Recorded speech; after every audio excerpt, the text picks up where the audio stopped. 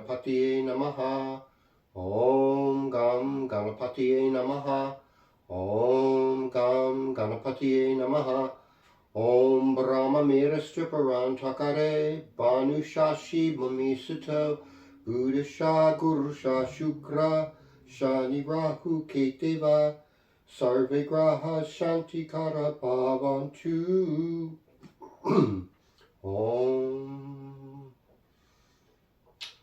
Om Hrim Shukraya Namah. Om Namah Shivaya. Om Gurave Namaha.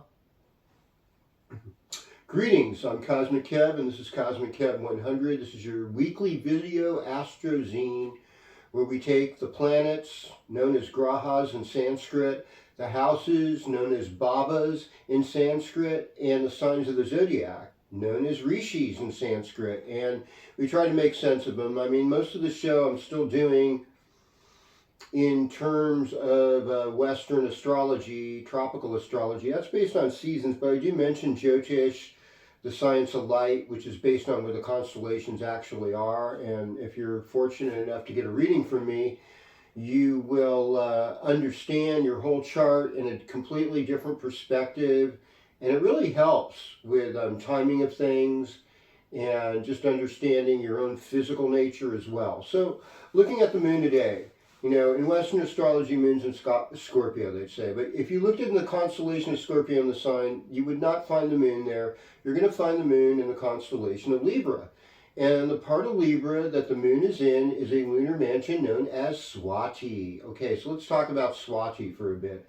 Swati is ruled by the north node of the moon, and the north node of the moon is also known as Rahu. So the north node is the desire that has no bottom.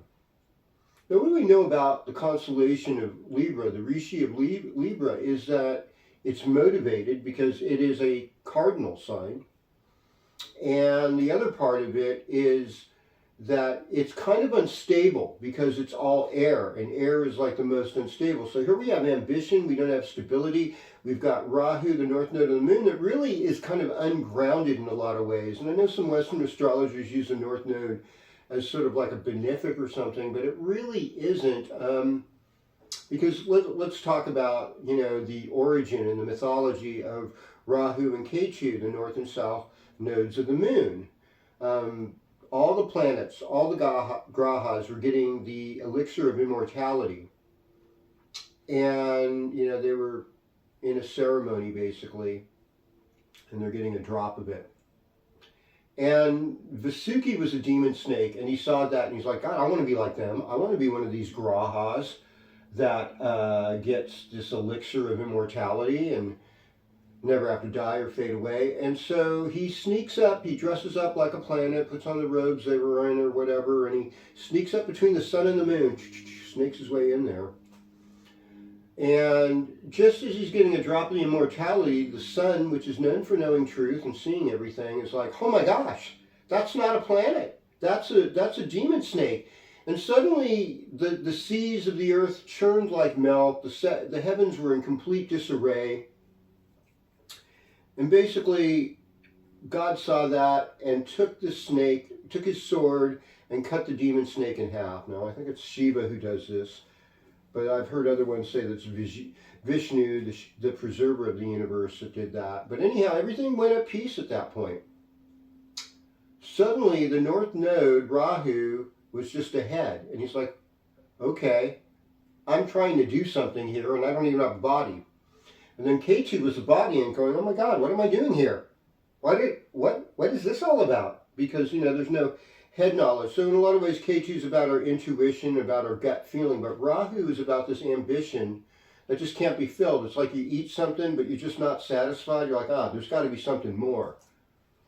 That's how it is in Swati, and that's why we see so many millionaires born with moon, sun, rising sign in Swati. Yeah, some of these different things. So Swati is symbolized by a little shoot coming out of the grass. Now, I live in Northern California, and we do have all 4 seasons, but spring kind of comes earlier than it would, say, if you were in, you know, the Midwest or pretty far up in the Pacific Northwest. Comes later than it does in Southern California or Texas or Florida, of course. But you know, we're just starting to see little bitty signs of spring already here. These new fresh grass shoots coming out. And the ruling deity of Swati is known as Vayu, which is sort of like the wind god. It's and so it's a very Vata, kind of etherical, mental, kind of nervous energy type of energy that comes with Swati. But it's also known for running its own business. Hey.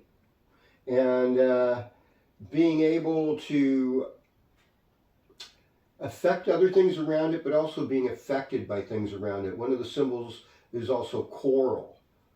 So we find all of this in the lunar mansion known as Swati. So this is kind of a place too where we just see our ambitions kind of peeking out, almost like, yeah, there's never enough, but hey, what's coming on next? And so by this evening, the moon's going to be in a lunar mansion known as Vishaka, which is like still more like branching out, like, yeah, too much is never enough. But there's also this realization that, oh, one of the branches dropped. I can't just keep accumulating.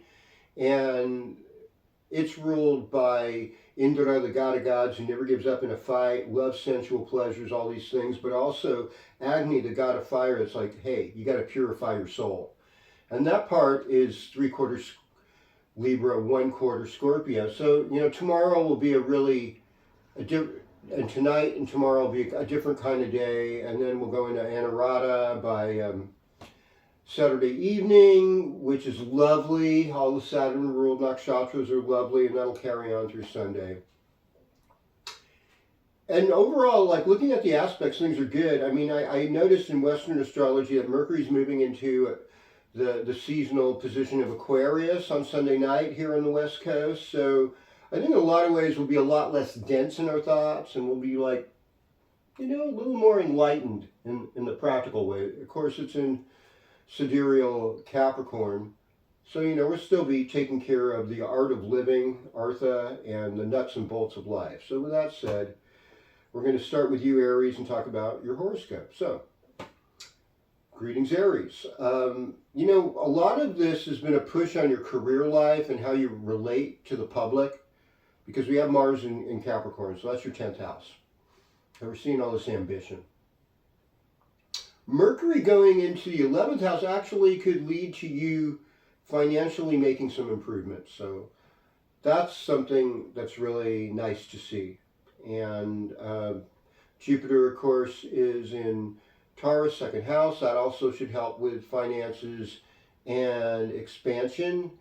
And, you know, this is a waning moon period. We're just kind of letting go of everything right now. So there's a lot of what I'd call dissolving at this point. A little bit of dissolving and some disillusionment, I suppose. And so just release and then enjoy. Okay. Greetings, Taurus. Welcome to your horoscope.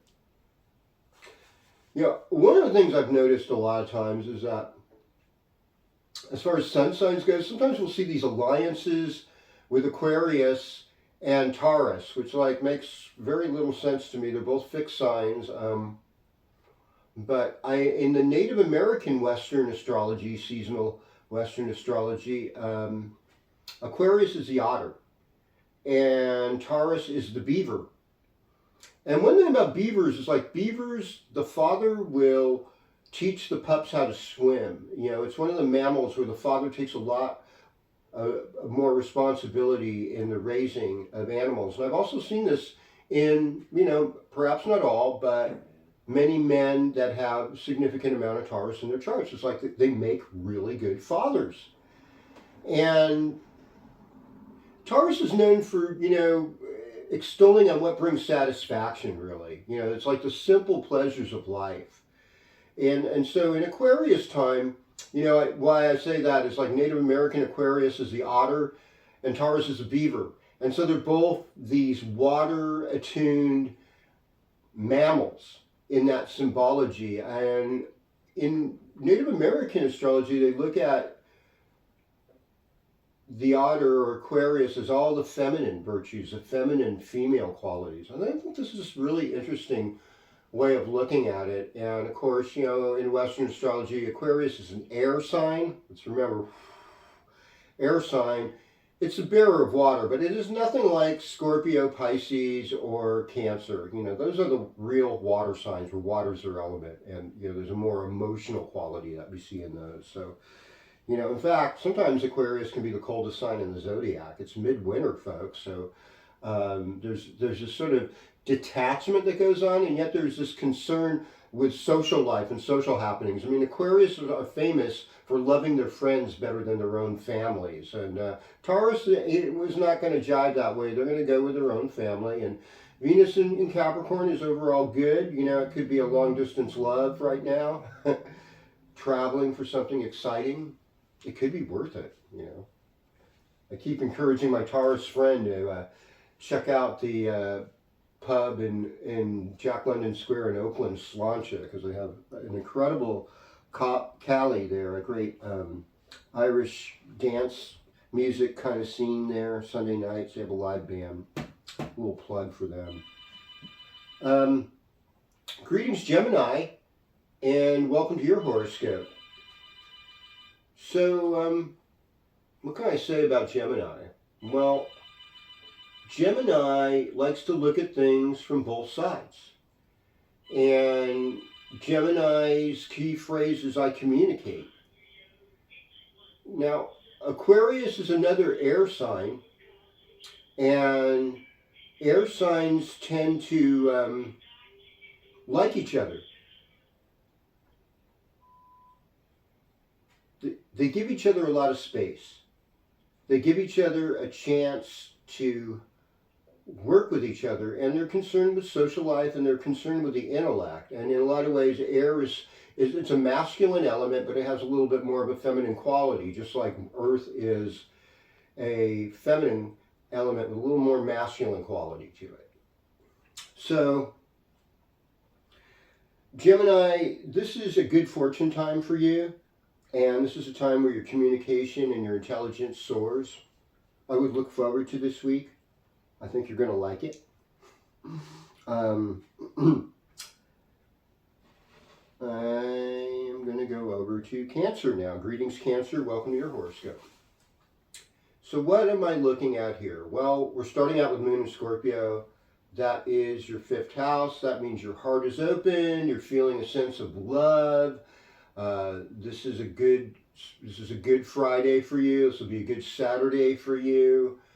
Then it goes to Sagittarius, which is your 6th house. And what I would say is try not to overdo it with the partying on Friday night, Saturday night type of thing, because it could end up affecting your health a little bit for the beginning of the week. And so it's just kind of like keeping things in the beginning of the week, including Sunday, like, you know, you might have a lot of responsibilities, housework to do, and you just want to make sure that you've got enough energy and pep to get done what you need to get done. When we get over into like Wednesday, Thursday, there could be some opportunities for romance, possibly.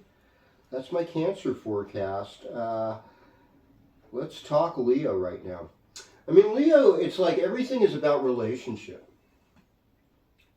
And a lot of times, to be in a relationship, if you want a deep relationship, especially if we're talking romantic relationship here, it requires vulnerability. And, you know, Leo's kind of like, I want to be queen, king of my castle. And when that happens, a lot of times that vulnerability shuts down.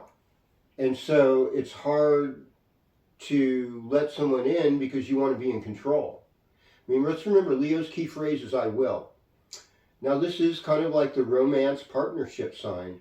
And this romance partnership sign, Aquarius' key phrase is I know. So you've got someone who's saying I will and the other person saying I know. And it's, I would say, of all the opposites, this is probably the roughest combination to work.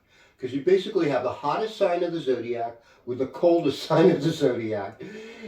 And I mean, I have a friend who's Western astrologer, and she likes to to use the cardinal signs as symbols for the season. I don't think that goes. I mean, I personally, I'm going to go with the fixed signs because they're the middle of it. They're the middle of the season. And I mean, the middle of summer is, I mean, I guess if you're in the tropics or back east, it could be water, but it's generally fire. You're getting heated up. That's the hottest time of the year, late July, mid-August. You're just, you know, you're just kind of boiling over in the northern hemisphere. And, you know, when you're hot, you're hot. You got to remember Marilyn Monroe's in that movie, Some Like It Hot. And it's not been an easy time for Leos. Having this Neptune-Saturn thing in Pisces, it's just sort of like, oh my God, you know, these things sort of challenge your sense of control. But, you know, there's some love on the horizon coming in. You know, eventually Venus is going to go in your 7th house. Might take a week or two. Just be patient. Be kind. Be loving. Be good to yourself. We're almost there, Leo.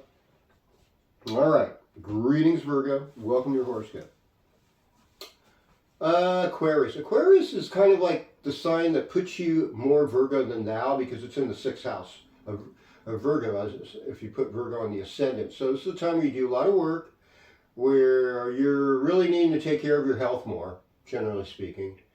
And I mean, since, you know, the majority of you Virgos are sidereal Leos, and this, you know, which means that it'd be Capricorn ruling your 6th house, and this is sidereal Capricorn time too. It's like you're kind of dealing with tough stuff right now, a little bit, just a little bit. You know, I'm not trying to throw anything for a loop. I mean, you know, Venus is in your 5th house, so your heart is really open and you're really into the love thing, but Mercury's going into your 6th house. So it's like you're going to have to work a little harder. You're going to have to get a little better organized right now. And, you know, Virgos are either meticulously organized to like an anally retentive point, or it's like almost complete and utter chaos because they just want to play in the dirt and be natural.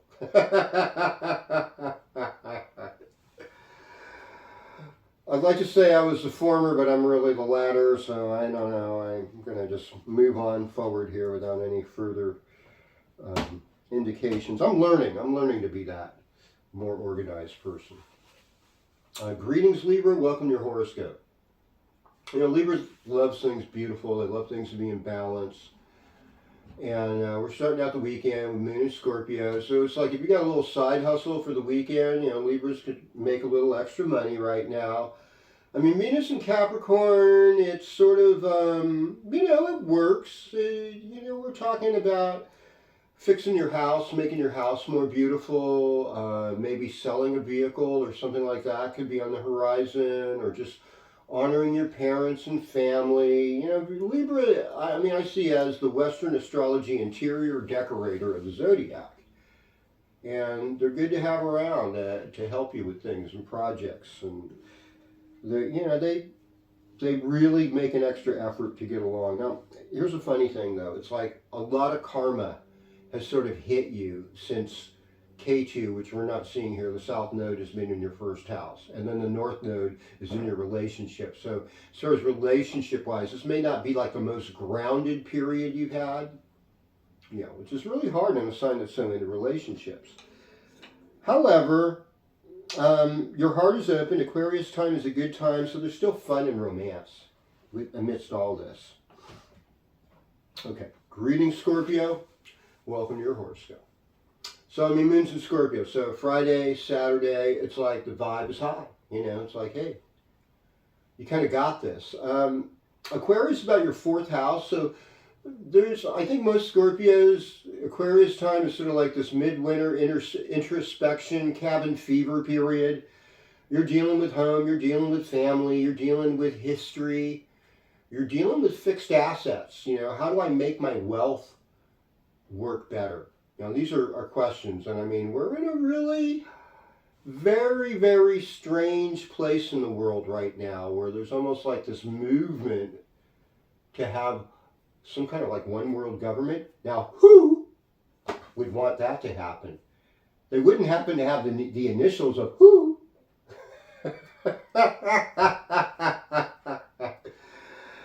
Oh my gosh. I mean, I saw when I was a kid in the late 70s, early 80s, it's like wild Christian cartoonist named Jack T. Check. In fact, his comics are used on the Dead Kennedys' Fresh Fruit for Rotting Vegetables album. And I mean, the guy was a prophet. He saw some weird stuff, man. And I want to get into it in this video. I probably have said it before, but it's wild, Scorpio. It'd be worth you checking out and say, oh my God, did he foresee who?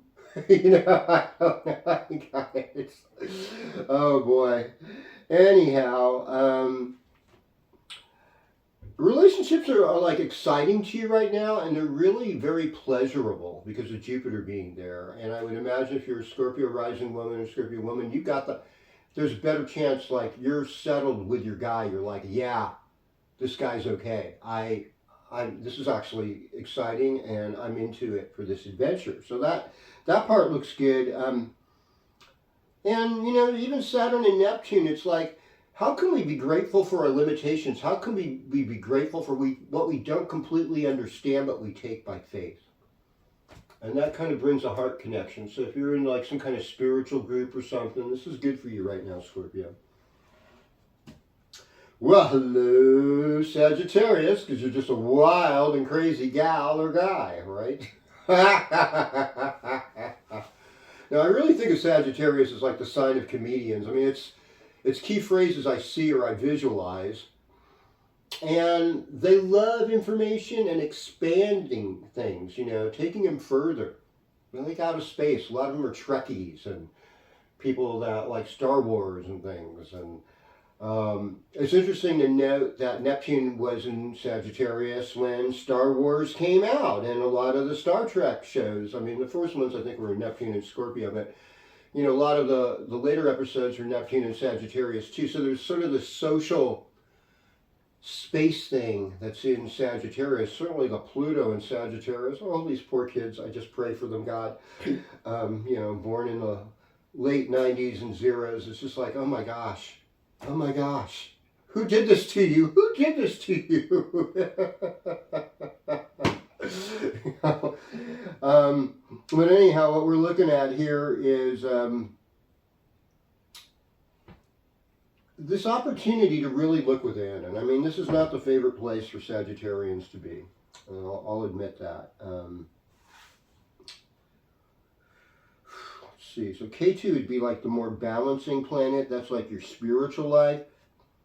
So with North Node in Aries, it's like, get a good social group. Get a good social spiritual group that is inclusive of spirituality. I have one friend on social media, and he puts down, he's a Gemini sun, and he makes it a point to put down everyone who has a religious belief or who prays. I think, John, you've got to get over this stuff. You know, let other people do them. You know, you just do you, and you don't have to respond that way, because it just makes you look like a hater. And I've seen this too. It's like a lot of people have a hard time understanding that there's two sides to every story. You know, and you would think that a Gemini would understand that, but not all Geminis understand that. Not all Sagittarians understand that. But I think overall Sagittarius, you're like, live and let live. You know, let them do them. I'm going to do me. But no, I tried to explain to this one Sagittarius friend that, you know, we kind of violated our NATO agreement with Russia with the whole Ukraine thing. And he just like exploded.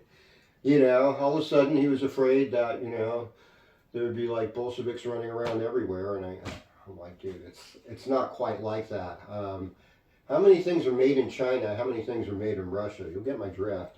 I think things are. I don't think I'd be as worried about those guys. But you know, it's all up to you. Okay, greetings, Capricorn. Welcome to your horoscope, Capricorn. You've got the power. Woohoo! You know, and you've had it for a while because Mars, in the beginning. You know, today Mercury's still there, Venus is there, so you're looking good. There's like this passionate, it's kind of like about as sexy as Capricorn ever gets. No, I've known some sexy Capricorns. I'm not going to mention names. And, you know, I already tried to help one of them, but, you know, I don't think there's no love for me from them.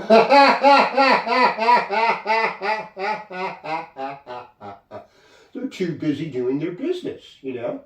That's what Capricorns do. They just kind of, their key phrases I use. It's not that every Capricorn's a user, but I mean, people who are in disappointed relationships with Capricorns will later on say, yeah, they are. So I'm like, okay. I'm not making this stuff up, folks. The thing is about Capricorn on the good end, it's climbing the big mountain, accepting a challenge, being slow, being patient with yourself, and really working on a foundation that's going to be good. Aquarius time is going to help you make more money, generally speaking. This is going to be a good financial time for you, so have at it, my friend. Okay. Greetings, Aquarius. It's all about you this week. And I want to wish happy birthday to my Aquarius friends, except for that one guy that's like named after some character in Moby Dick that doesn't want his birthday mentioned. But yeah, I have a lot of really cool Aquarius friends. I want to give my friend David Sutherland a big birthday shout. He's turning 48 on the 6th. Of course, that's Bob Marley's birthday as well. That's also Ronald Reagan's birthday as well. So you can see that Aquarius, you get this kind of crazy, interesting mix of souls. And, no holds barred type of thing. It's amazing. So I love you all. And if you're having a birthday between the 2nd and the 8th, you're awesome, you rock, this is your week, and really the aspects this week look pretty nice, and you get a little smarter this week. Pluto is going to give you some insights. Now, if you're an Aquarius born, say, like the 21st, 22nd, 23rd, you might be feeling some really life-changing churnings from Pluto. And now Mercury's going to join, and so there's going to be like an epiphany. I'm going to call this the week of epiphanies for the January Aquarians, so anyhow, or people with early degree moons or early degree rising signs in Aquarius. Okay, greetings Pisces and welcome to your horoscope. Namaste. Things are kind of dissolving right now, and like you're sort of the sign about dissolving. You're the sign that rules floods. You're the sign that rules kind of like the cosmic storms. And because you want to be really inclusive, sometimes you're enigmatic, which is kind of like a writing, like, when a pencil doesn't have a point anymore and it's kind of harder to write and stuff. It's that's kind of like the Pisces thing in a lot of ways. I mean, they do it beautifully through color and through art and sometimes through song and music. But oftentimes, when you're not specific and you beat around the bush, nobody gets your point. I often hear this, from women about their male mates. Like, I gave him all the cues and all the clues. Gals, men do not work with clues and cues. They work with hard, cold facts. And to the point, honesty and transparency. So if you can't do... I know that's offensive in female culture in a lot of ways, that hard, cold truth and facts. I'm not making this stuff up. But, if you want your guy to respond to you, just give it to him straight up. Or grab his attention with something he's just extremely interested in. Like, the basketball game that's coming up here. Did you know that, ... if he's a sports follower. And all of a sudden, it's like his eyes will open up. Oh, my God. Oh, did you see this brand new car that's coming out that can do this? Or if they're a technology or game, they're really into things, and I'm sorry about this, this aspect of the way we are wired, and we're wired differently. And yeah, I know some of us get caught up in an old past life or another gender, and then we think it's the end of the world, and, it's up to Big Pharma to get us through. People, Big Pharma is the big harma.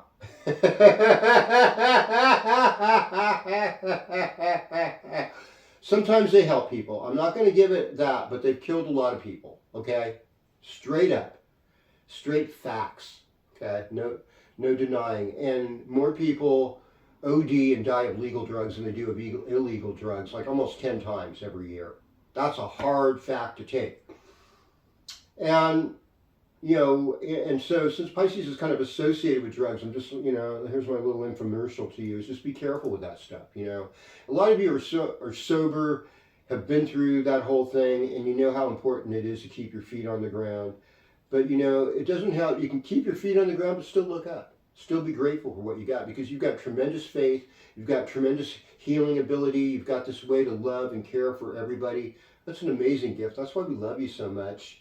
And, things might be a little bit rough now, but come February 19th, sun's going to move into Pisces. Things are going to start flying. They're going to start getting better for you. I mean, you know, or even, you know, even by the 15th, they'll start getting better. But just these next couple of weeks, you know, it's just sort of like lay low, let things go, pay attention to your dreams, keep a dream journal. You know, this is it for this week's cosmic forecast from Kozmickev100. And you are awesome, and I love your comments. Thank you, new friends. I appreciate you so much. Let's do this again next week. Sorry I wasn't with you last week, but just my mom passing away and the funeral and the memorial and all that. It was beautiful. I gave my mom a loving, you know, my brothers and I, we all love each other, and love is a gift. Spread the love, folks. Om Shanti, Shanti, Shanti. Om Tat Sat.